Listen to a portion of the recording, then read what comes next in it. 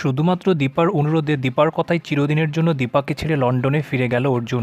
দীপার জন্য অর্জুনের ভালোবাসা থেকে গেল অসম্পূর্ণ।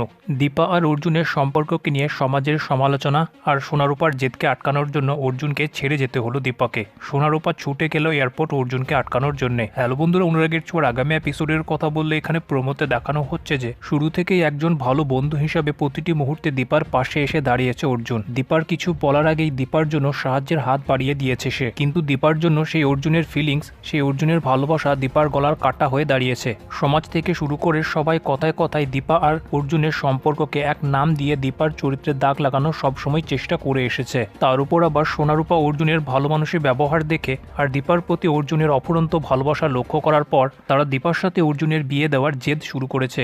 তারা চাইছে অর্জুনকে নিজের ড্যাডি বানাতে। আর এসব দেখেই দীপা অর্জুনের বাড়ি গিয়ে অর্জুনকে করে বড় অনুরোধ চিরদিনের জন্য কলকাতা ছেড়ে চলে যাওয়ার। দীপার জায়গায় অন্য কেউ তার সব শক্তি লাগিয়ে দিলেও অর্জুনকে দীপার থেকে দূরে করতে পারত না, কিন্তু এখানে অন্য কেউ নয়, বরং দীপা নিজেই চায় অর্জুন তার থেকে দূরে চলে যাক। অন্যদিকে অর্জুন যতই চাক না কেন সে দীপার অনুরোধ ফেলতে পারবে না, তাই দীপা থেকে দূরে গেলে অর্জুনের যতই কষ্ট হোক না কেন অর্জুন দীপার সিদ্ধান্তকে রেসপেক্ট করে আর তার বুকের উপর পাথর রেখে দীপা থেকে দূরে যাওয়ার সিদ্ধান্ত নেয়। অন্যদিকে অর্জুনের চলে যাওয়ার খবর পেয়ে সোনারূপা ছুটে আসে এয়ারপোর্টের মধ্যে অর্জুনকে আটকানোর জন্য। অর্জুনকে যেতে দেখে তারা কান্নায় ভেঙে পড়ে আর অর্জুনকে অনুরোধ করতে শুরু করে যে অর্জুন যেন এভাবে সোনারূপাকে অনাথ ছেড়ে না চলে যায়।